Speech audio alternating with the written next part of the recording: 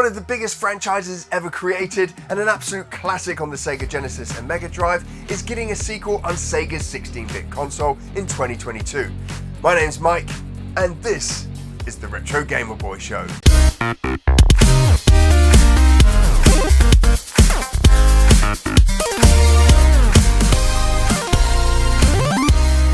Mega Man: The Wily Wars was a special release for the Sega Genesis and Mega Drive. It contained all of the first 3 games remastered that, when completed, unlocked a special Wily Towers level. Now, this game was a bit of a coup for the Sega Mega Drive and Genesis, considering Capcom's iconic hero was mostly exclusive to the Nintendo consoles. Only 2 Mega Man games ever made it to Sega's consoles: Wily Wars for the Sega Mega Drive and for the Sega Genesis on the Sega Channel, and Mega Man for the Game Gear. And it would stay like that for 28 years until now, where the unstoppable indie dev scene for the Sega Genesis and Mega Drive has brought us Mega Man: 𝗏𝗃 Wars. Mega Man: 𝗏𝗃 Wars was developed by this guy and a few other enthusiasts. Following on from Mega Man: The Wily Wars, 𝗏𝗃 Wars is a remaster and reimagining of Mega Man 4. Now, Mega Man 4 was originally released in 1991 for the NES, and for the most part kept the original formula of the previous 3 games. The biggest change was that Mega Man now was equipped with a new Mega Blaster. This allowed players to charge the primary weapon to fire a strong projectile across the screen, much like the mechanic you'd find in R-Type. Oh, and happy 35th anniversary, R-Type fans!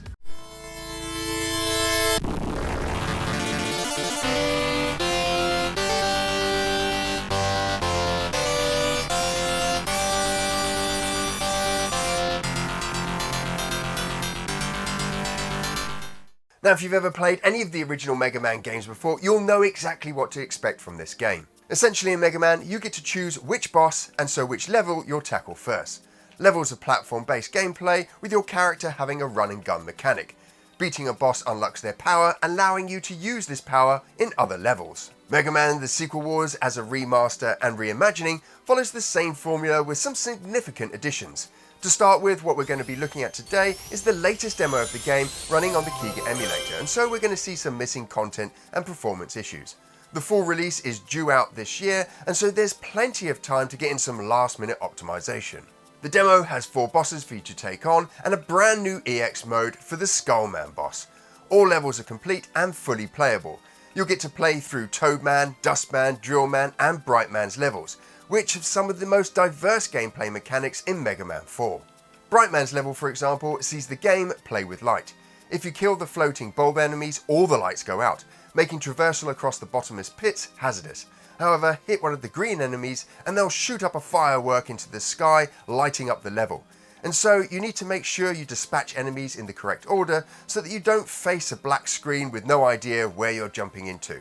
In Toadman's level, the game plays with force. The developers use water to communicate to the player that they'll face friction when moving against water. This forces you to reassess your jumps and the speed at which your enemies approach you.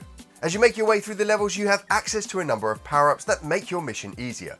In the original game and in Wily Wars, these are all locked unless you beat the bosses that hold these power-ups. In the demo, these are all unlocked, which makes for some fun gameplay as you switch between power-ups. Not all the power-ups seem to be in the game yet either. 𝗏𝗃 Wars gives you the Mega Blaster. This is your standard weapon that you can charge. The Flash Stopper. This freezes enemies on screen for a short period of time. Rain Flush. This is a full screen special effect. Drill Bomb, that fires a drill that you can manually explode, or it explodes on contact. The 𝗴𝗺𝗏 Shot is a powerful fireball that you can also charge up like your Mega Blaster. Dust Crusher is like shooting out a block of steel, obliterating enemies and objects. The Drive Missile is a seek and destroy weapon. Skull Barrier gives you a temporary shield against projectiles. It also kills weak enemies if they run into your shield. The Ring Boomerang, the name of the weapon, tells you exactly all you need to know about it. And Rush Coil allows you to call your robot dog Rush, who you can then jump on his back and you'll be rocketed up into the air. The other 2 options are Skin Swap, which we'll get onto later, and Exit Level, which lets you exit the level. Now, if you're enjoying the show so far, it'd be great if you can hit that like button. It really helps grow the channel. Also, if you can share the video, that'd be fantastic. And remember to drop down into the comments below and let me know what you think about the Mega Man series and this sequel coming to the Sega Mega Drive and Genesis. All your power-ups have a limited amount of times that you can use them, but collecting weapon capsules from fallen enemies will replenish these. You can also collect energy pellets to restore health and Mega Man heads for extra lives. Every now and then you'll come across Flip-Flop, a little robot who will gift you a power-up and items. Gameplay from what I've played remains the same as its classic predecessor, with the exception of all weapons being unlocked and 4 boss levels being playable. Where Sequel Wars deviates again from the original is with EX mode. EX mode takes Skullman stage and reimagines it with new layout and elements to traverse. It also feels like more of a challenge than the previous levels, which for some may be a little too much, as Mega Man 4 and in turn the Sequel Wars is not an easy game, but fortunately the developers have brought in a bit of modern game design and have added difficulties into the settings. You now have easy, normal and hard. These difficulty levels play around with the amount of damage you take and the frequency of power-ups you pick up. As well as difficulty, the team have also built in a number of other options for you to play around with in the settings.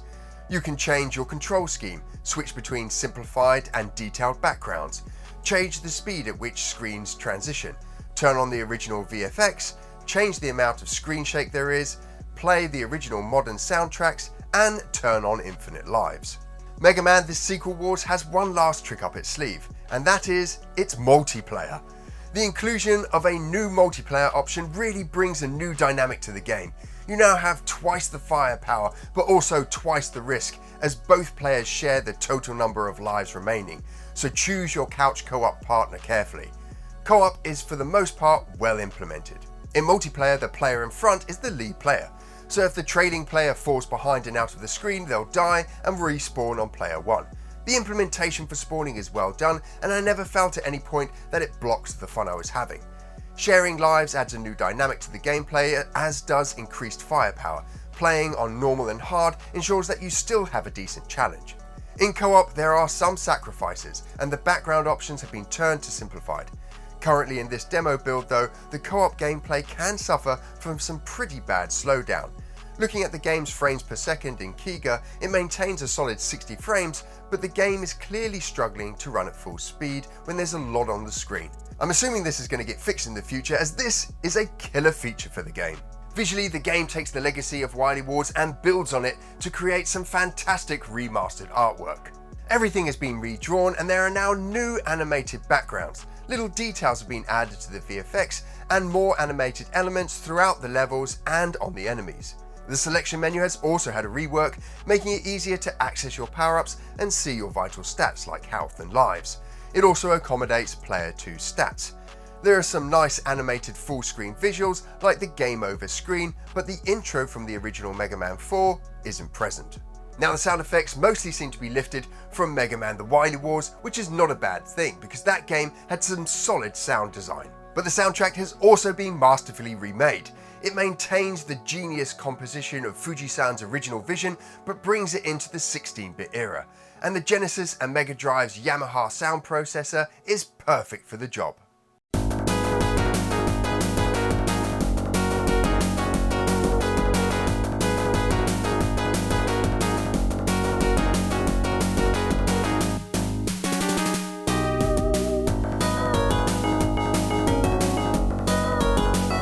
I've really enjoyed my time with the demo of Mega Man The Sequel Wars. It's a worthy sequel to both the originals, and you wouldn't guess from playing it that this is a fan-developed project.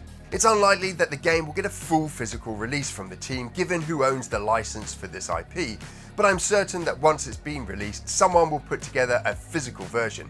There's two things that I'm crossing my fingers for when this happens. One, we get a manual, and two, there's save support.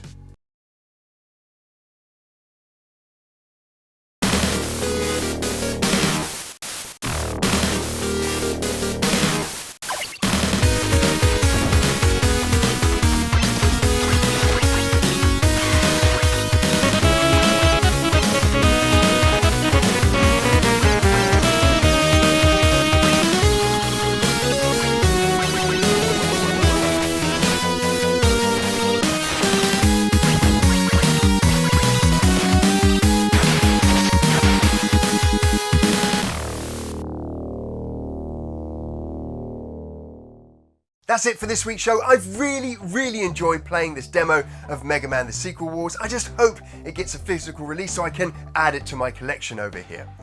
Now, if you love your retro gaming, you love Sega Mega Drive and Genesis, you just love Sega and you're new to the channel, why not consider subscribing? You can do that by clicking on a little button just below this video. We put out brand new shows every single Monday, and so that you never miss one, make sure you also click the bell just below this video. Now, if you can't wait until Monday, if that's too long for you to wait, then we've got a huge back catalogue of retro gaming videos for you to enjoy, 2 of which you can watch over here.